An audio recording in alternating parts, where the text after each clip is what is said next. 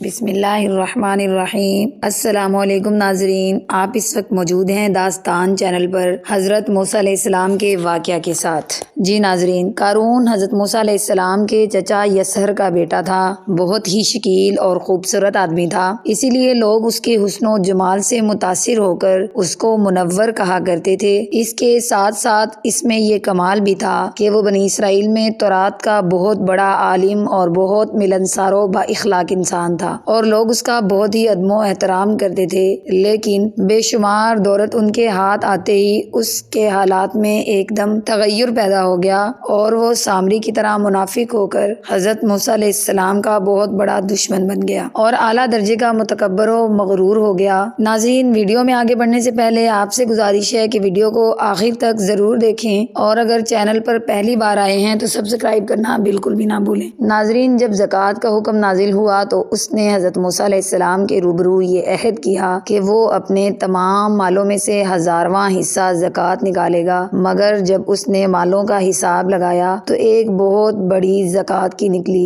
یہ دیکھ کر اس پر ایک دم حرص و بخل کا بھوت سوار ہو گیا اور وہ نہ صرف زکوٰۃ کا منکر ہو گیا بلکہ عام طور پر بنی اسرائیل کو بہکانے لگا کہ حضرت موسیٰ علیہ السلام اس بہانے سے تمہارے مالوں کو لینا چاہتے ہیں۔ یہاں تک کہ حضرت موسیٰ علیہ السلام سے لوگوں کو برگشتہ کرنے کے لیے اس خبیث نے یہ گندی اور گھناؤنی چال چلی کہ ایک عورت کو بہت زیادہ مال و دولت دے کر آمادہ کر لیا کہ وہ آپ پر بدکاری کا الزام لگائے۔ چنانچہ عین اس وقت جب کہ حضرت موسیٰ علیہ السلام واعظ فرما رہے تھے، قارون نے آپ کو ٹوکا کہ فلاں عورت سے آپ نے بدکاری کی ہے۔ حضرت موسیٰ علیہ السلام نے فرمایا کہ اس عورت کو میرے سامنے لاؤ۔ چنانچہ وہ عورت بلائی گئی تو حضرت موسیٰ علیہ السلام نے فرمایا کہ اے عورت، اس اللہ کی قسم جس نے بنی اسرائیل کے لیے دریا کو پھاڑ دیا اور عافیت و سلامتی کے ساتھ دریا کے پار کرا کر فرعون سے نجات دی، سچ سچ کہہ دے کہ واقعہ کیا ہے۔ حضرت موسیٰ علیہ السلام کے جلال سے عورت سہم کر کانپنے لگی اور اس نے مجمع عام میں صاف صاف کہہ دیا کہ اے اللہ کے نبی، مجھ کو قارون نے کثیر دولت دے کر آپ پر بہتان لگانے کے لیے آمادہ کیا ہے۔ اس وقت حضرت موسیٰ علیہ السلام آبدیدہ ہو کر سجدہ شکر میں گر پڑے اور بحالت سجدہ آپ نے یہ دعا مانگی کہ یا اللہ، قارون پر اپنا قہر و غضب نازل فرما دے۔ پھر آپ نے مجمع سے فرمایا کہ جو قارون کا ساتھی ہے وہ قارون کے ساتھ ٹھہرا رہے اور جو میرا ساتھی ہو وہ قارون سے جدا ہو جائے۔ چنانچہ 2 خبیثوں کے سوا تمام بنی اسرائیل قارون سے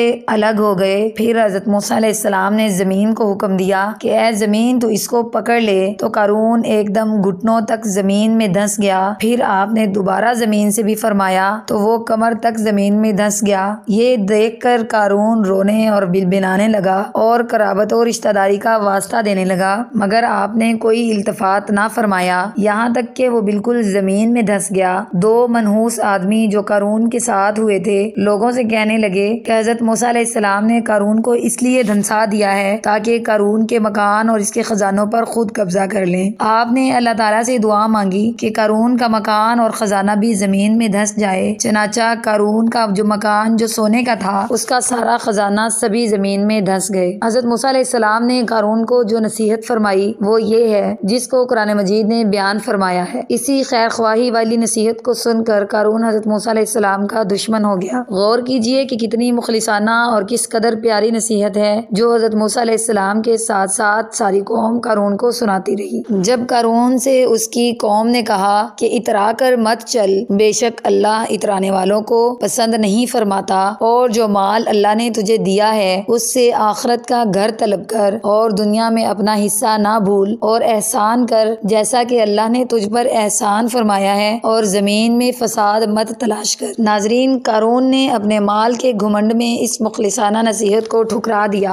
اور خوب بن سنور کر تکبر و غرور سے اتراتا ہوا قوم کے سامنے آیا اور حضرت موسیٰ علیہ السلام کی بدگوئی اور ایذا رسانی کرنے لگا۔ اس کا نتیجہ کیا ہوا اس کو قرآن کی زبان سے سنیے اور خدا اس قاہرانہ گرفت پر خوف الہی سے تھراتے رہیے۔ اللہ اکبر۔ قارون زمین میں دھنس گیا۔ ترجمہ: تو ہم نے اس کو اس کے گھر کو زمین میں دھنسا دیا تو اس کے پاس کوئی جماعت نہ تھی اللہ کے عذاب سے بچانے میں اس کی مدد کرتی اور وہ کوئی بدلہ نہ لے سکا۔ ناظرین، یہ عبرتناک واقعہ ہمیں یہ درس دیتا ہے کہ اگر اللہ تعالیٰ مال و دولت عطا فرمائے تو اس فرض کو لازم جانیں کہ اپنے اموال کی زکوٰۃ ادا کرتے رہے اور ہرگز ہرگز اپنے مال و دولت پر غرور اور گھمنڈ کر کے نہ اترائے، کیونکہ اللہ تعالیٰ ہی دولت دیتا ہے اور جب وہ چاہتا ہے پل بھر میں دولت چھین بھی لیتا ہے۔ ہر وقت اس کا دھیان رکھتے ہوئے تواضع اور انکساری کی عادت رکھے۔